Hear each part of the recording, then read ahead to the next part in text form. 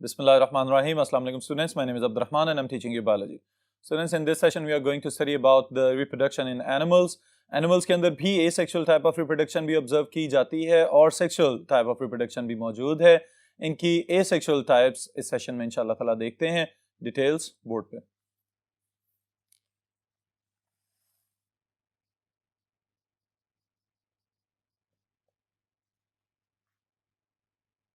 Alright students, we are going to discuss the asexual reproduction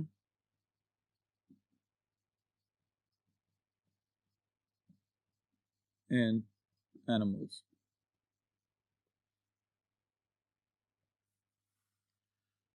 ji students, अब बुनियादी तौर पे जैसे हमने ये ऑब्जर्व किया और स्टडी भी किया कि प्लांट्स के अंदर दो तरह की रिप्रोडक्शन होती है, asexual as well as sexual reproduction. In the same way, animals have the ability to reproduce asexually as well as sexually. अब जो रिप्रोडक्शन हमें नजर आएगी सिंपल ऑर्गेनिजम्स के अंदर, इनवर्टिब्रेट्स के अंदर, दे कैन बी यूनिसेलुलर और सिंपल मल्टीसेलुलर, मोस्टली उनके अंदर asexual type of reproductions observe की जाती हैं. ऑलराइट, जिसमें हम एनिमल लाइक प्रोटिस्ट को भी डिस्कस करेंगे और फिर उसके बाद सिंपल मल्टीसेलुलर ऑर्गेनाइजेशन वाले ट्रिप्लोब्लास्ट को भी डिस्कस करेंगे. Then will be the sexual reproduction. Sexual reproduction में कंडीशन जो हमने अप्लाई की हुई है, देयर शुड बी 2 पार्टनर्स और फिर उसके बाद वहां पे फ्यूजन ऑफ गमीट्स होनी चाहिए and then later on fertilisation और फिर development of new individual. Alright, in other cases some other organisms, again the lower organisms, they have hermaphroditic condition, जिसके अंदर एक ही ऑर्गेनिज्म में हमें टेस्टिस और ओवरीज बनते हुए नजर आते हैं और फिर वहीं पे ही फर्टिलाइजेशन हो जाती है और ऑफस्प्रिंग्स प्रोड्यूस कर दिए जाते हैं. Alright, so now if we enlist different types of asexual reproduction, इसमें हम स्टूडेंट सबसे पहले डिस्कस करेंगे आसान चीज, and that is fission. Fission is further divided into binary fission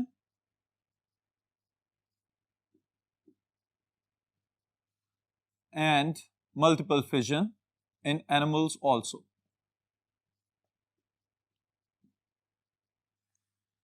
ji students, fission means splitting up, break down, अलहदा हो जाना, डिटैच हो जाना ओरिजिनल पेरेंटल सेल से.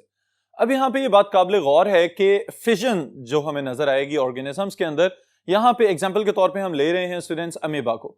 Amoeba is a unicellular animal like protist. अब जब हम देखते हैं कि एक अमीबिक सेल या अमीबॉइड सेल जो है ये इनफ मैच्योर हो चुका हो, उसके बाद ये अचानक से तकसीम होना शुरू हो जाता है और 2 डॉटर सेल्स बना देता है. This is binary fission. In the same way paramecium also divides, तो वहां पे भी हमें बाइनरी फिजन नजर आ रही है कि जब एक सेल तकसीम होके 2 डॉटर सेल्स बना देगा. In the same way, sometimes under unfavorable conditions देखा गया है कि कुछ animal like protist, specially amoeba को ही यहाँ पे डिस्कस कर लेते हैं दोबारा, कि इनके अंदर क्या किया जाता है, एक प्रोटेक्टिव लेयर बनाई जाती है जिसे हम क्या कहते हैं, सिस्ट. ऑलराइट, अब जो सिस्ट बन जाती है उसके बन जाने का मतलब ये है कि अनफेवरेबल कंडीशंस के लिए एक बाहर रेजिस्टेंट लेयर बना दी गई है और अंदर ही अंदर न्यूक्लियाई बहुत ज्यादा पैदा कर दिए जाते हैं. यानी कि जो ओरिजिनल पेरेंटल न्यूक्लियस था वो डिवाइड होता चला जाता है और फिर अपने इर्द गिर्द साइटोप्लाज्मिक रिस्ट्रिक्टेड बाउंड्रीज बना लेता है. तो इसका मतलब ये हुआ कि हर एक न्यूक्लियस के पास एक स्पेसिफिक टेरिटोरियल साइटोप्लाज्म मौजूद होता है. तो एक ही सेल के अंदर जब बहुत ज्यादा सेल्स बन जाएंगे तो इस कंडीशन को हम कहेंगे this is multiple fission. Alright students, फिर उसके बाद जो दूसरी चीज आप याद रखेंगे, इट इज बडिंग. बडिंग में स्टूडेंट्स आउटग्रोथ्स डेवलप होना और उन आउटग्रोथ से बाद में एक नया इंडिविजुअल पैदा हो जाना.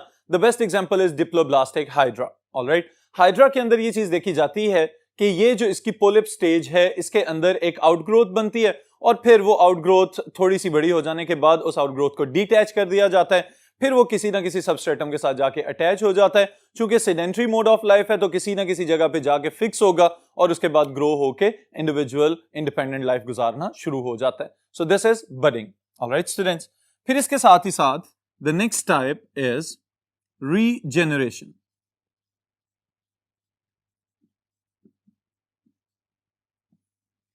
रीजेनरेशन आप लोगों को अंदाजा होना चाहिए कि it is a process to regain the lost part. यानी स्पेशली लिजर्ड्स वगैरह की एग्जांपल आप लोगों ने देखी हुई है कि छिपकलियों की जब दुम गिर जाती है, वो इनका एक डिफेंसिव मैकेनिज्म है, अपने प्रेडेटर को देखते हुए या कोई और अटैक करे या इवन के आप बाजू का अटैक करें तो अपनी टेल को खुद से डिटैच कर देती है छिपकली और फिर उसके बाद थोड़ी देर से के बाद नई दुम बना दी जाती है। This is regeneration. इसी तरह स्टारफिश में भी ये चीज ऑब्जर्व की गई। ट्रिप्लोब्लास्टिक ऑर्गेनिजम्स की बात करें तो प्लेनेरिया के अंदर एक हमें स्ट्रॉन्ग टाइप ऑफ रीजनरेशन नजर आती है कि अगर बॉडी को दरमियान में से काट दिया जाए दो हिस्सों में तो उसमें से फर्दर जो टेल एंड है वो हेड बना लेगा, जो हेड वाला हिस्सा है वो टेल बना लेगा। This is regeneration. And the strongest potential to regenerate is in sponges, कि अगर स्पॉन्जेस को हम बिल्कुल पकड़ के और मसल दें छोटे छोटे टुकड़ों के अंदर तो चूंकि लोअर या सिंपल टाइप ऑफ ऑर्गेनाइजेशन है तो उस चूरे से भी वो नया स्पॉन्ज ग्रो कर सकते हैं। So this is regeneration. Alright students, फिर इसके साथ आप जो नेक्स्ट चीज याद रखेंगे it is about tissue culture,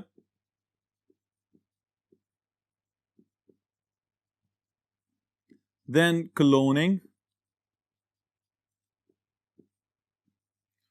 cloning and identical twins and triplet production, इसको बाद में देखेंगे इंशाल्लाह। अब स्टूडेंट्स यहां पे काबिल गौर चीज ये है कि जब भी टिश्यू कल्चर की टर्म हमारे सामने आती है तो फौरी तौर पे हमारी सारी की सारी कंसंट्रेशन प्लांट्स की तरफ चली जाती है कि प्लांट्स के सेल्स के पास इतनी एबिलिटी है कि एक सेल से पूरा नया पौधा पैदा किया जा सके।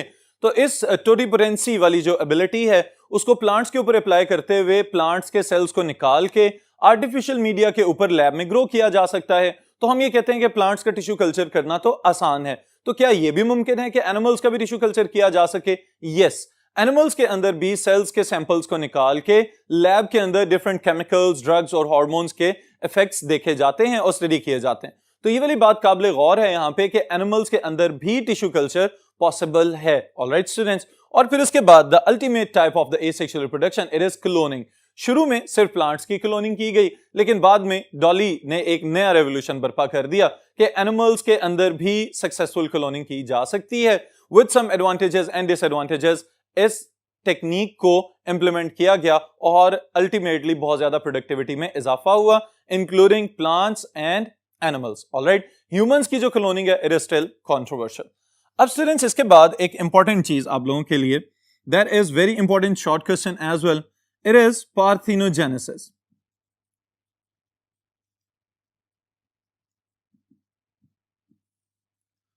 पार्थेनोजेनेसिस क्या है? अब प्लांट्स के लिहाज से जब हम इसको स्टडी करते हैं तो आपने एक टर्म सुनी हुई है पार्थेनोकार्पी। ऑलराइट, पार्थेनोकार्पी क्या है कि विदाउट फर्टिलाइजेशन फ्रूट का प्रोड्यूस हो जाना। तो यहां पे भी टेक्निक वही है लेकिन हम यहां पे मेनली कॉन्सेंट्रेट किस पे कर रहे हैं? एनिमल्स की एसेक्सुअल टाइप ऑफ रिप्रोडक्शन के ऊपर। तो यहां पे भी स्टूडेंट्स हम गौर करेंगे इस बात पे कि क्या कोई एनिमल इस तरह का है कि जो बगैर फर्टिलाइजेशन के ऑफस्प्रिंग्स पैदा कर सकता है? तो इसका जवाब है यस।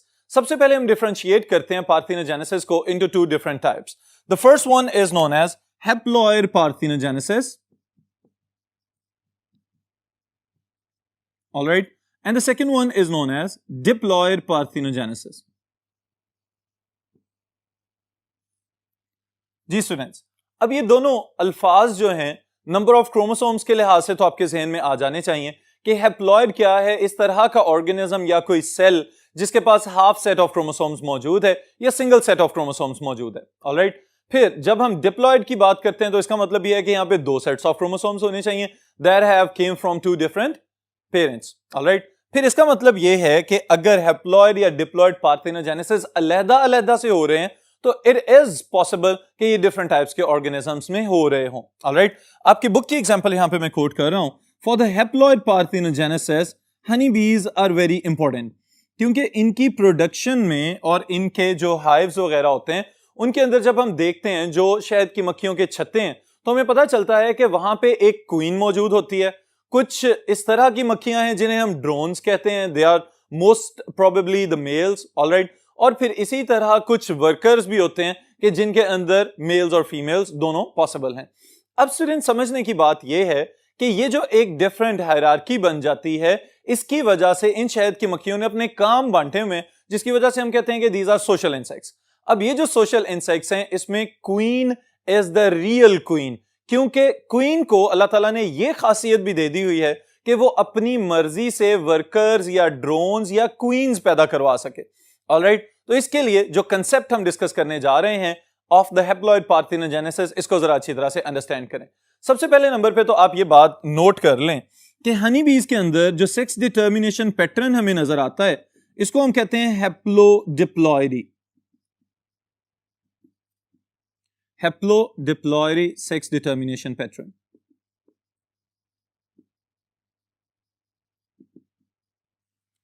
जी स्टूडेंट्स, अब ये हैप्लोडिप्लॉयडी सेक्स डिटर्मिनेशन पैटर्न से क्या मुराद है कि बुनियादी तौर पे जब भी हम ह्यूमंस की बात करते हैं या ड्रोसोफिला की बात करते हैं, फ्रूट फ्लाई की, तो हमारे ज़हन में एक बात आती है कि if it is a combination of X chromosome with the X chromosome it should be a female offspring, alright. और इसी तरह if it is a combination of X chromosome with a Y chromosome it should be a male offspring. तो ये इस चीज को हम कहते हैं सेक्स डिटर्मिनेशन। इस चीज का अंदाजा लगाना कि कौन से सेक्स क्रोमोसोम के कॉम्बिनेशन से किस तरह के जेंडर वाले ऑफस्प्रिंग्स पैदा होंगे, this is known as sex determination pattern. अब ये जो सेक्स डिटर्मिनेशन पैटर्न यहां पे हम इंप्लीमेंट कर रहे हैं, इट इज हैप्लोडिप्लॉयडी, और ये चीज काबिले गौर है और समझने से ताल्लुक रखती है।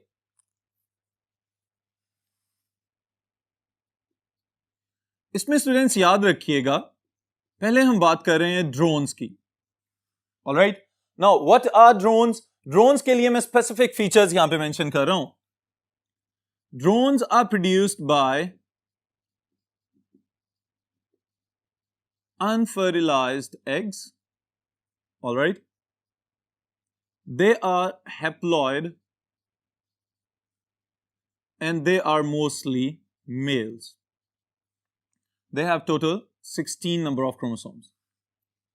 All right students, अब ये बात हमारे जहन में फौरन आ जानी चाहिए कि ये कैसे मुमकिन है कि क्वीन जो के पूरे छत्ते के लिए रिस्पॉन्सिबल है या एक छत्ते के ऊपर एक बड़े क्लस्टर ऑफ हनी बीज के लिए रिस्पॉन्सिबल है, वो अपनी मर्जी से ही मेल्स पैदा करे, अपनी मर्जी से ही फीमेल्स पैदा करे, और फिर क्वीन कौन बनेगा ये भी डिसाइड कर लिया जाए। तो इसके लिए स्टूडेंट्स यही बात हमारे लिए अंडरस्टैंडेबल है कि बुनियादी तौर पे जो mode of reproduction queen decide करेगी, उसी की वजह से डिसाइसिव पावर्स इसके पास आ जाती हैं।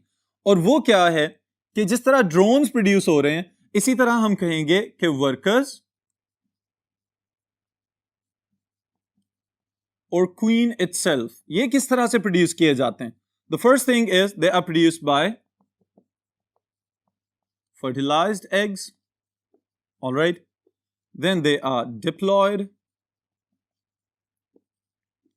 Mostly they are females, alright students, और फिर इन फीमेल्स में से ही बाज़ औक़ात क्वींस को सिलेक्ट कर लिया जाता है। ये किस तरह से सिलेक्ट किया जाता है ये भी मैं अभी बताता हूं आपको, ऑलराइट। अब देखिए स्टूडेंट्स, यहां पे हमारे पास दो डिफरेंट ग्रुप्स आ गए हैं।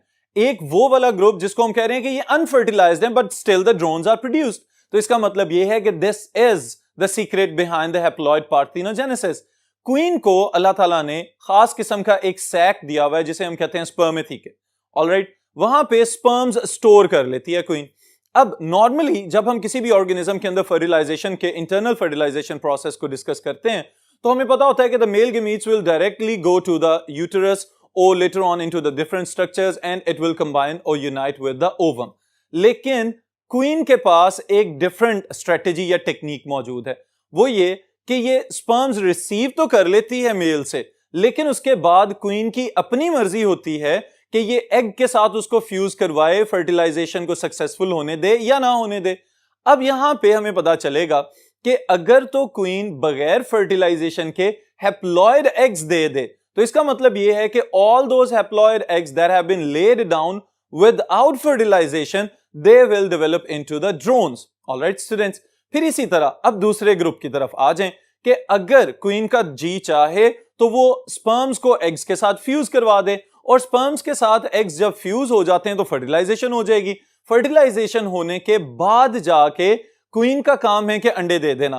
फिर वहां पे जो पहले से वर्कर्स काम कर रहे हैं वो दो तरह की जेली बनाते हैं, दो तरह की खुराक बनाते हैं, ऑलराइट, जिसमें एक तरह की खुराक को हम कहते हैं वर्कर जेली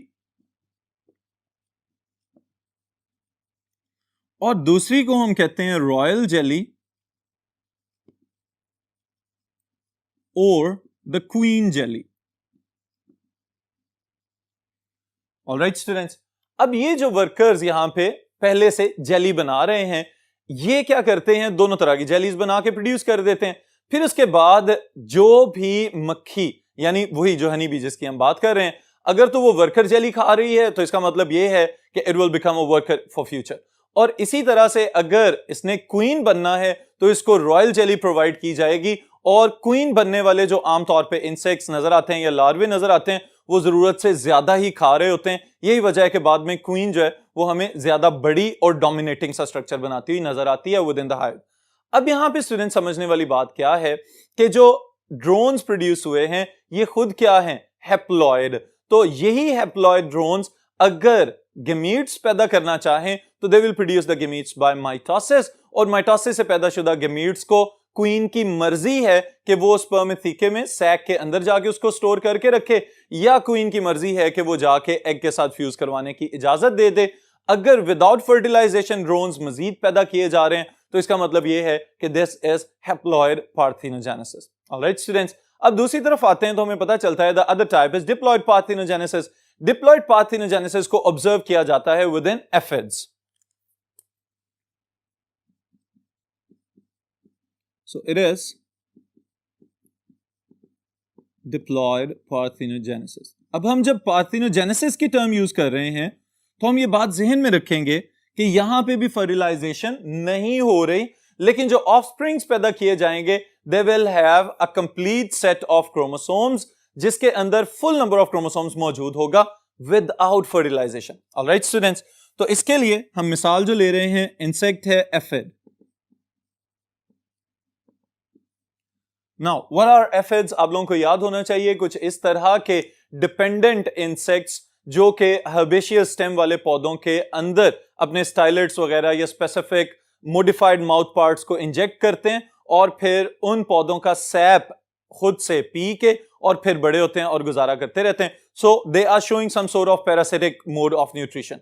ऑलराइट, अब इसको स्टूडेंट्स अगर हम टेक्निकली रिप्रोडक्शन के लिहाज से देखें तो हमें पता चलता है कि जो फीमेल एफिड्स हैं इनके अंदर जब ओवा प्रोड्यूस हो रहे होते हैं तो आप लोगों को याद होना चाहिए कि जब कभी भी एक डिप्लॉयड ऑर्गेनिज्म ओवा प्रोड्यूस करेगा तो यहां पे मियोसिस होनी चाहिए, लेकिन देखा गया है कि जब एफिड के अंदर मियोसिस होती है तो उस वक्त द ओवा during their production they undergo a total non disjunction. Alright, non disjunction क्या था भला, कि जब क्रोमोसोम्स सेपरेट नहीं हो पाते तो इसको हम कहते हैं दिस इज नॉन डिसजंक्शन, क्योंकि असूलन जब भी कोई सेल डिवाइड होगा उस वक्त क्या होना चाहिए, क्रोमोसोम्स को सेपरेट या सेग्रीगेट हो जाना चाहिए। लेकिन जब यह पता चलता है कि ये क्रोमोसोम्स अब अपने सेंट्रोमेयर से अलहदा नहीं हो रहे, जो बाइवेलेंट्स हैं वो सेपरेट नहीं हो रहे, मियोसिस 1 के अंदर ही वो सारे एक साइड पे चले जाते हैं, तो हम कहते हैं this is total non disjunction. इसकी वजह से चूंकि ओवम के अंदर नॉन डिसजंक्शन हो रही है तो जो ऑफस्प्रिंग्स पैदा होंगे they will B females. Alright, so what is the cause of the diploid parthenogenesis? It is total non-disjunction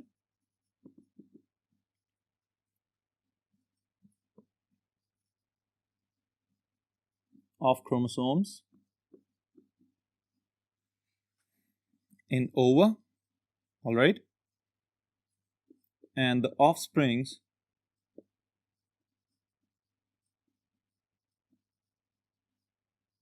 produced are diploid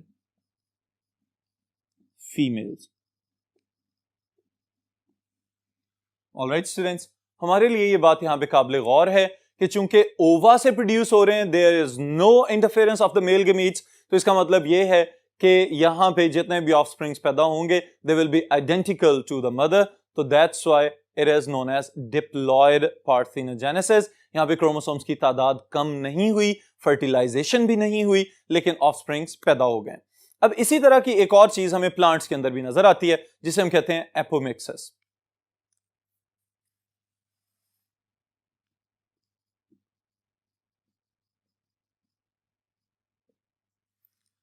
ji students, apomixis is just like the diploid parthenogenesis. यहां पे आप क्या याद रखेंगे कि we have a specific structure present inside the plants known as ovule. Alright, अगर आप इसको डिफाइन करना चाहें तो you can define it as immature seed, यानी ये वो स्ट्रक्चर है जिसने मेच्योर हो जाने के बाद सीड्स में ट्रांसफॉर्म हो जाना है। अब इसके अंदर स्पेसिफिक टिश्यूज मौजूद हैं just like the nucellus, alright, और we can say the megaspore. इनमें से कोई एक सेल जो कि ऑलरेडी डिप्लॉयड है, it will start to grow into a new individual embryo. Alright?